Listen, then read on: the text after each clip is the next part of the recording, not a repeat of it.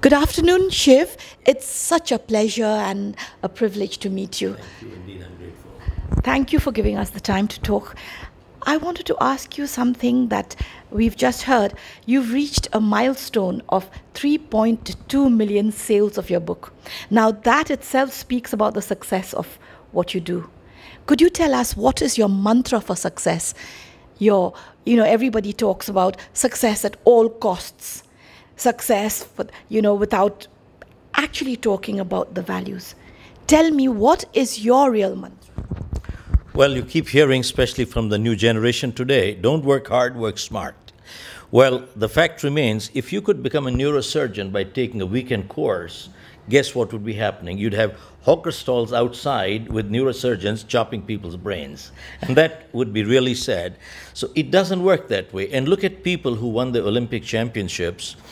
Mark Spitz, Michael Phelps, they trained 10,000 hours. In fact, there is a book to that effect which says 10,000 hours, you do anything, you become an expert. And Michael Phelps, before he became a champion, won 8 gold medals at Beijing. He trained 10,000 hours, and which is 2,500 hours per year, which is 8 hours per day, no Sunday.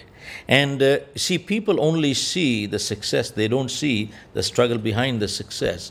So the current generation that says don't work hard, work smart, that is absolutely a myth. We need to work hard and we need to work smart. Both, one without the other is not going to do the job. So when we talk of my book also, initially I was refused by 100 publishers. Nobody wanted to publish me. But eventually the world's largest publisher picked me up, and that was Prentice Hall. And then, of course, we took the book back again from them, and then we have other publishers with Bloomsbury from UK. But the bottom line is, I was an unknown author, nobody knew me. Why would anybody buy a book on self-help? And when there are millions of other books already in the marketplace anyway.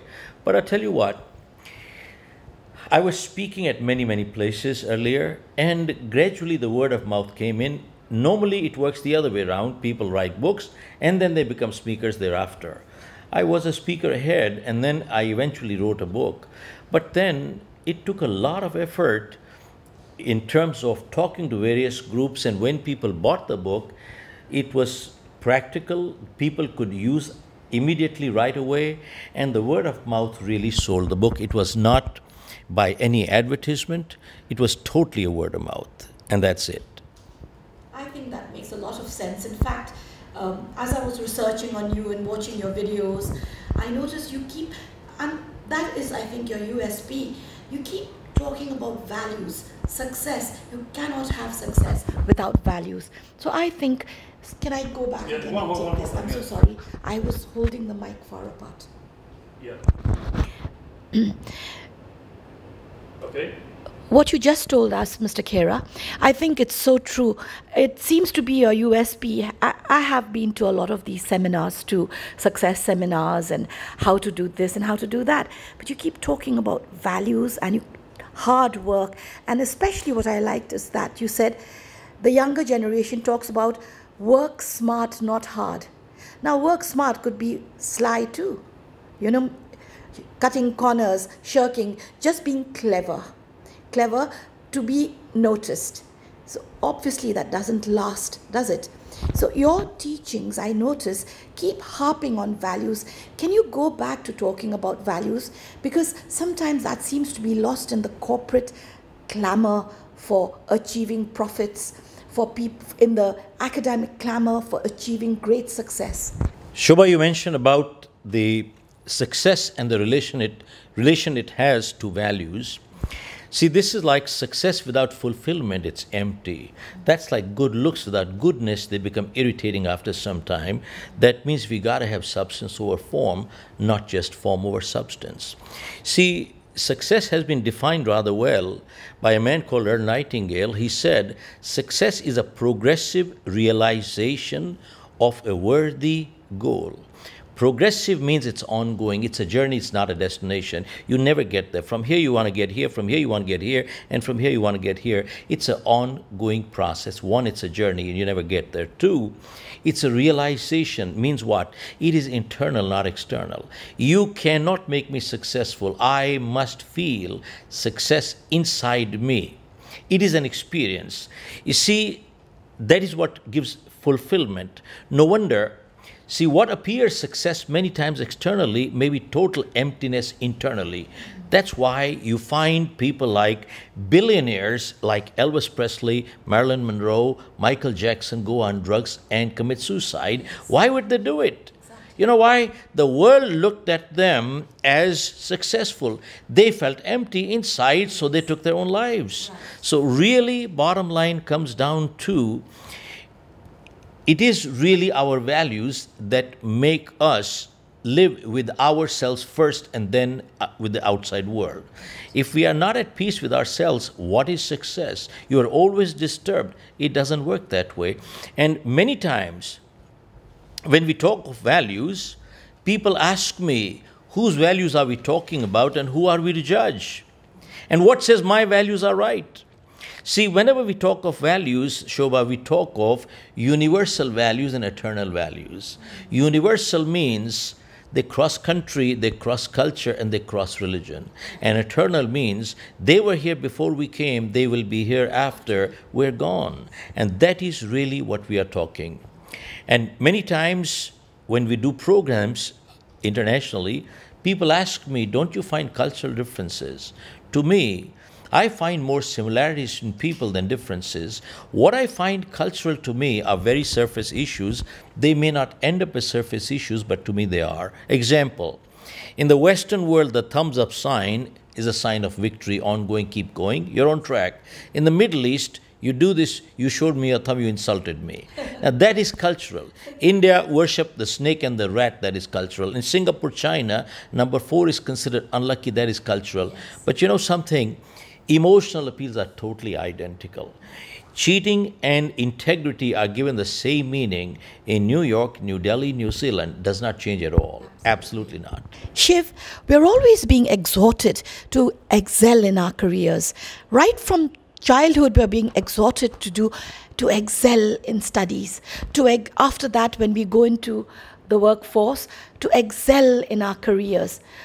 And even on the sports field to excel when we take up but I don't remember being, except during moral science class when we were small, and even that's taken away from most schools.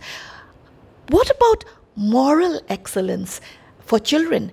We are never being told to excel morally. That doesn't even count in the system for grading. What do you think? What role does this play in doing well in our lives, both at work, in our personal lives, and all around? Shobha, the way I see it, a holistic approach has 2 components. One teaches us how to make a living, the other teaches us how to live, which is so crucial, and one without the other is totally incomplete. And no wonder we're seeing the disruption in the society today. In many, many societies, there are divorces, there are drugs all over, and that has led to breakdown of families. But the crucial thing is that values ought to be taught right from childhood, and this is where a positive parenting becomes very crucial. Many times I'm invited to schools and colleges to address, and parents talk to me and they say, talk to my kids, their values are messed up, their discipline is messed up. And my answer is, parents are messed up today, not the kids. You know why? Because today's parents are actually scared of the kids. 2, they don't have the guts to say no to their kids. It has become more like a popularity contest than anything else. I remember going back the days when we were being brought up, and today I see parents telling their kids, do what feels good, do what feels good, do what feels good. We were brought up traditionally, and our school of thought came that feeling good is a natural outcome of doing good. You do good, you feel good. How can you feel good when you don't do good? So doing good is a natural outcome of being good. You be good, you do good, you feel good. And today people are just saying, do what feels good, because they have forgotten the difference between pleasures and happiness in life. Pleasures comes from outside and it is temporary. Happiness comes from within and it is lasting. So really it comes down to values, and when you go against your values, no matter what, you can never feel good. Absolutely not. So there is a big difference between honesty and integrity. See, integrity is a value system, whereas honesty and dishonesty is a habit. And interestingly, one can be honest but yet not have integrity. See, one time a teacher asked a kid, "Son, if you found a wallet with a large amount of money, what would you do?" He said, "If no one is watching, I'll keep it." And the teacher said, "Son, you are honest but you lack integrity." I see. That's a very good example. And same thing, one could maybe lie yet have maintained integrity. For example, if you came here and on the way Osama bin Laden met you, what is the chance of a meeting? None. And if he met you and said, "I've got some extra RDX and I want to blow up some place, tell me, is there a meeting going on right now at this place?" Would you tell them the truth and get them blown up? Answer is no. Shiv, you mentioned Rajat Gupta. He's the highest icon in a way for most Indians in corporate life. And look at his downfall. He was dishonest. He lacked integrity, let's face it, the way you describe it, integrity. But he had the best education, the best opportunities. He went to the best universities India or the world could offer, IIM, IIT, and then Harvard. And he was feted by around the world and by big corporates, and yet he did this. So what was lacking in his teaching? What do these universities teach? Just to be very good students, very good careerists? Do you think there is something lacking in many of these schools? Or do they already have come formed in their characters, and it is only in the homes and when they are children that integrity and honesty can be actually instilled in the person? By the time they've come to IIT or Harvard, they've already formed their characters. You just said he was habitually a good man, probably To my knowledge. to your knowledge, but he got tempted. But don't you think his fall or his sin, his crime was greater than that petty drug peddler who does it out of economic circumstances and because he wasn't better educated? Rajat Gupta had a great moral responsibility to lead properly. Shobha, I'm glad you asked that. See, that's why somewhere the greed got the better of these people that I just mentioned to you. But you know something, in our programs we talk of, honesty is not absence of temptation, it is overcoming temptation. And that is crucial. Beautifully put. And just like courage is not absence of fear, it is overcoming fear.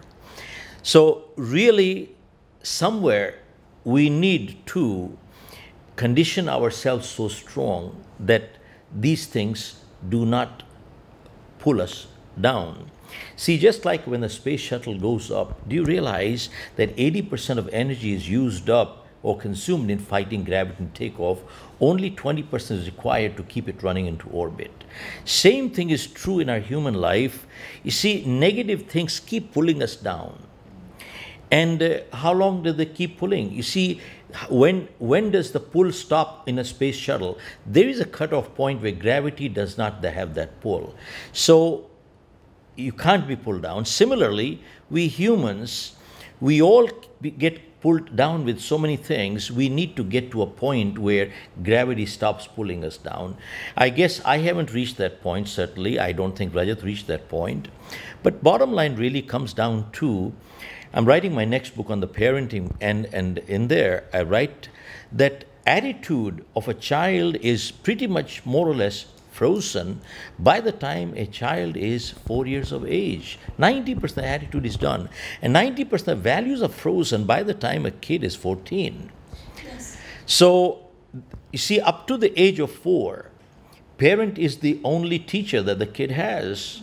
So just imagine what kind of responsibility a parent has to bring up a kid. And why go that far? I bet we all have heard that childhood story.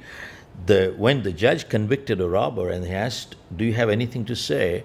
And the robber said, "Yeah, send my parents to jail." He said, "Why?" He said, "When I was a little kid, I stole a pencil from the school. My kids knew about it, they never stopped me. And then I stole other things from the school, they knew about it, never stopped me. And then I started stealing in the neighborhood, they never stopped me, till it became an obsession." Now, he is not absolved of his own responsibility, but the question is, did the parents do the job right? Answer is no. I feel very strongly, because I'm writing this book, and that's one reason why I'm writing this book, that there are only two relationships in life that care to correct, the world punishes. Only parents and teachers in life care to correct, the world punishes. And you find some of the greatest coaches and teachers in the world are the greatest critics in the world. See, an Olympic gold medal could have never been won by the champion if they did not have a good coach behind them. And if a coach did not correct and criticize, the athlete would never be able to improve ever. But the coach always criticizes in a constructive manner. Now, what is constructive manner? Constructive criticism is called a caring attitude. One, attitude always comes through. And two, the objective of corrective criticism is to correct and not to punish.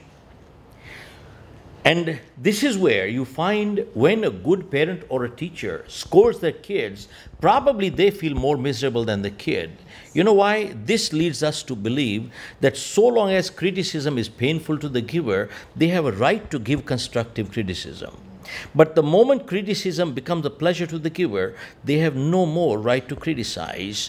Now, the important thing you asked, going through schools, the IIMs and the IITs and the Harvards, look, they're great institutions, but the bottom line really comes down to, if all my life, if I haven't learned certain values, and having a subject for a few months period with 28 hours of teaching during your 2-year period, you think one can learn ethics? Answer is no, they cannot. Absolutely not.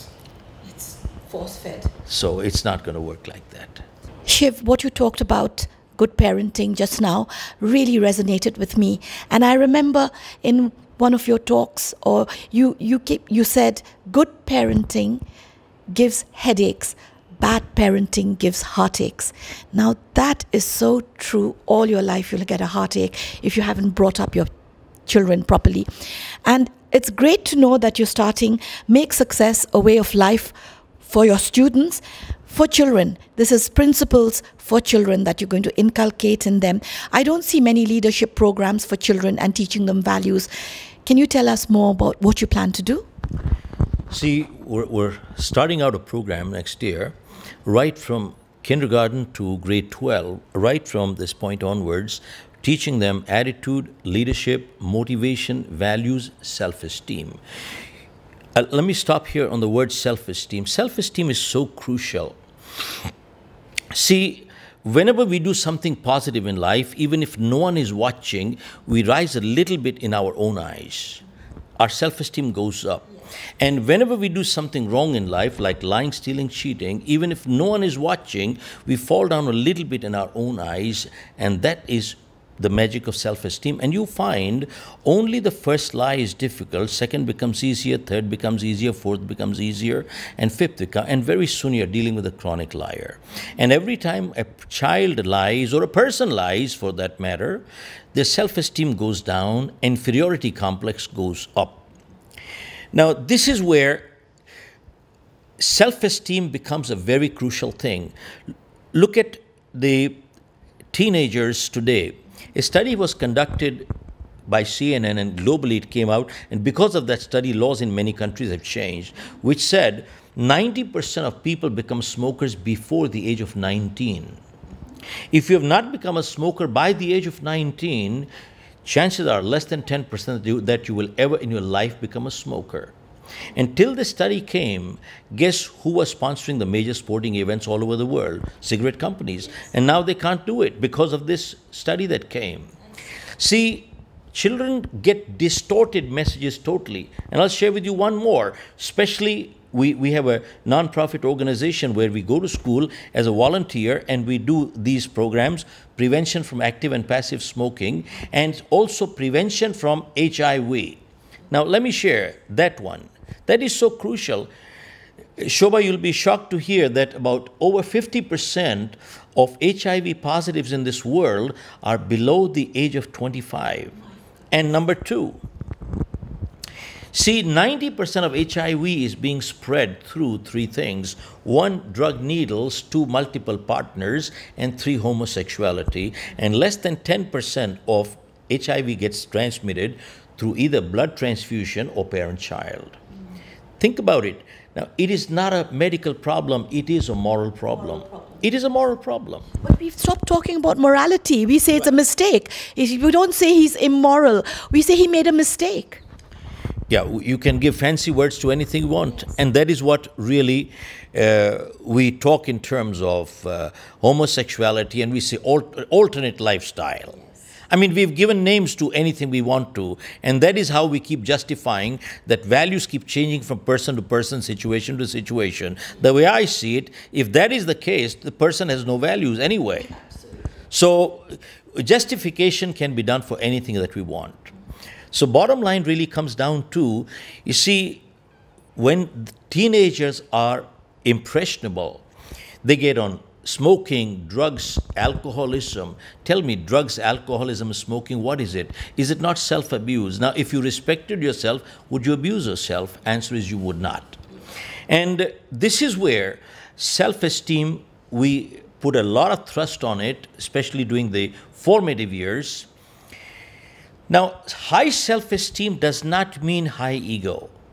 It means humility with pride. You see, self-esteem means living with self-acceptance, means I am at peace with myself. What does that mean? It means, one, I did not come to this world out of choice. How I came here, I have no idea, but I'm here.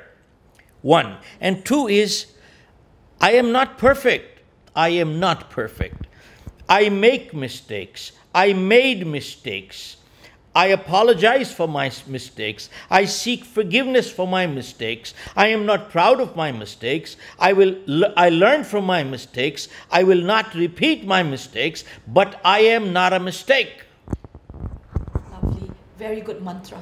You see, this is what we talk in terms of living with self-acceptance. Does not mean complacence, take it or leave it, that's the way I am. No, that's not what it is. It is humility in terms of acceptance that I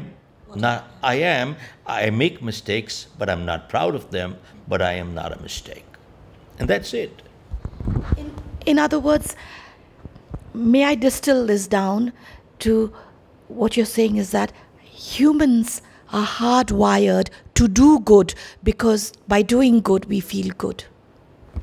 I would say so. I mean, look, maybe let me contradict myself here. Look, you find anywhere in the world, if you want to have a good garden, you got to consciously plant good seeds or good flowers and good fruits. But you know something? Weeds come automatically. You don't have to plant them. Similarly, goodness anywhere in the world must be inculcated, must be taught. It is not automatic. It doesn't happen. But evil happens. Evil is like weeds. It comes automatically. But goodness is a conscious effort to be taught. That is what makes a society strong. You see, today you hear all over the world skill development. What I would look at is character development. Absolutely. You can have all the skills you want. You can have all the skills you want. That nation will self-destruct with all the skills. Look at this. I would prefer to go to a second most qualified surgeon in town who has character than go to the most qualified surgeon who lacks character. And that's the key. One last question, which has tremendous importance for all Indians and women around the world, and especially in India, is this terrible Nirbhaya case. You know, it seems to be getting worse. Molestation of women, rapes, maybe because more and more people are coming out in the open and talking about it, but nothing good seems to be happening.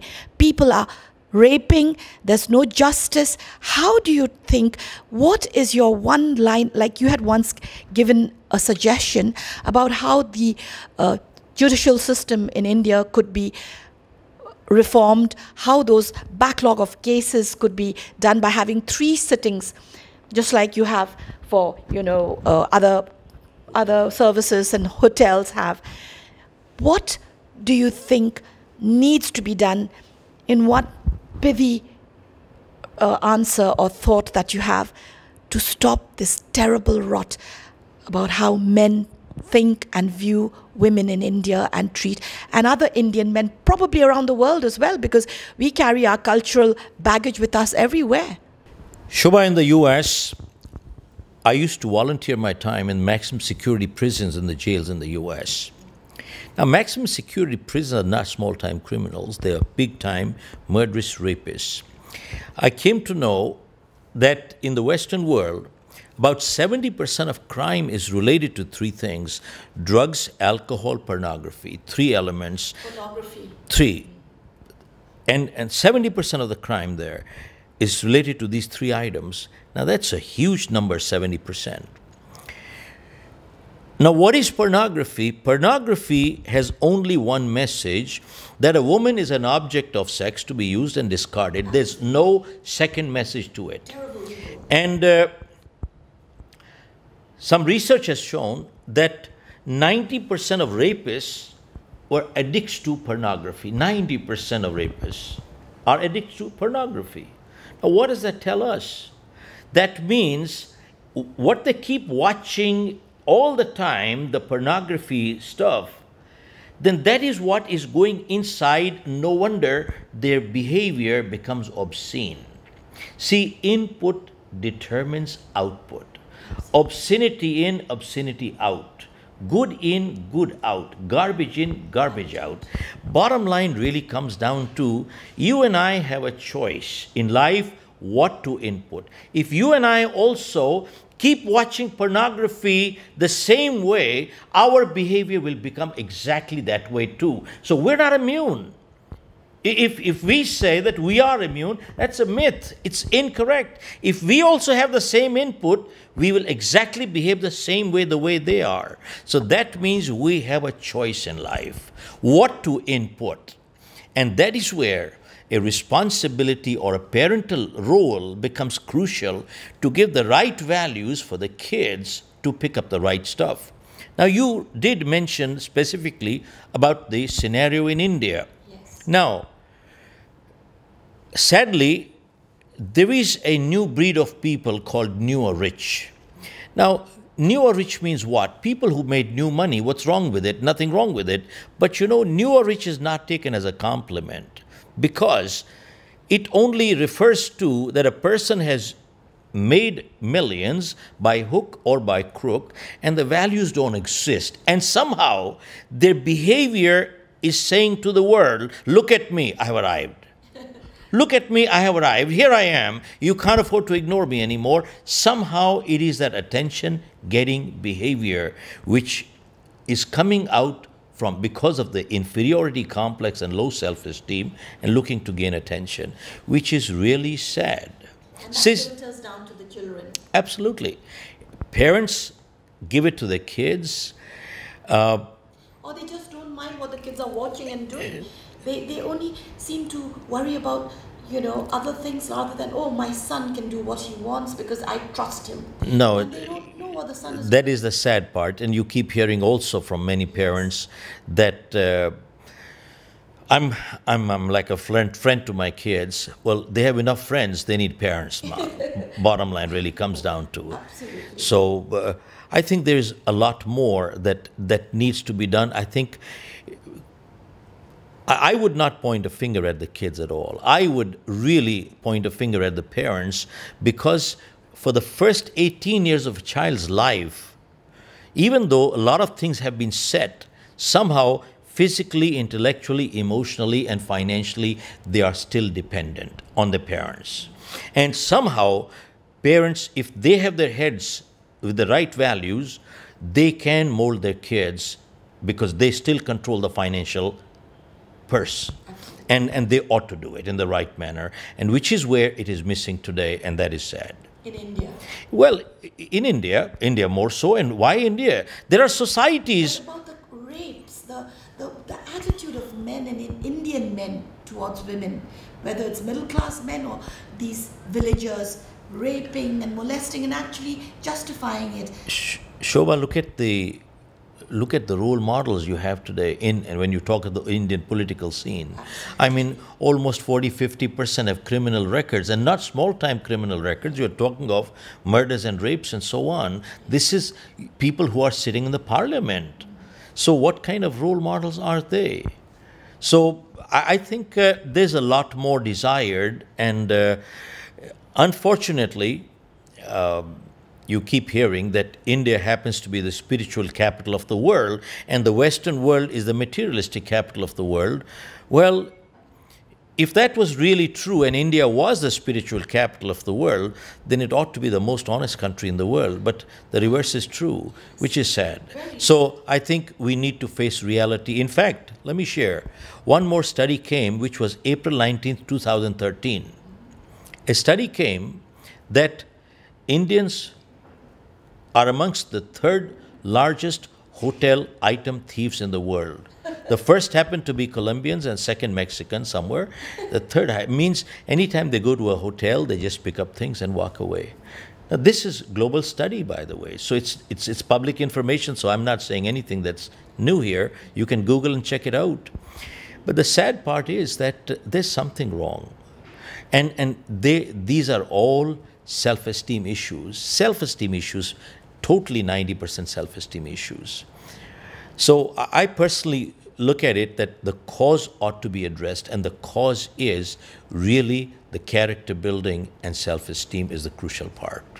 Thank you so much, Shiv, for this wonderful interview. It was really enlightening, and I look forward to your talk. Grateful, indeed. Thank you.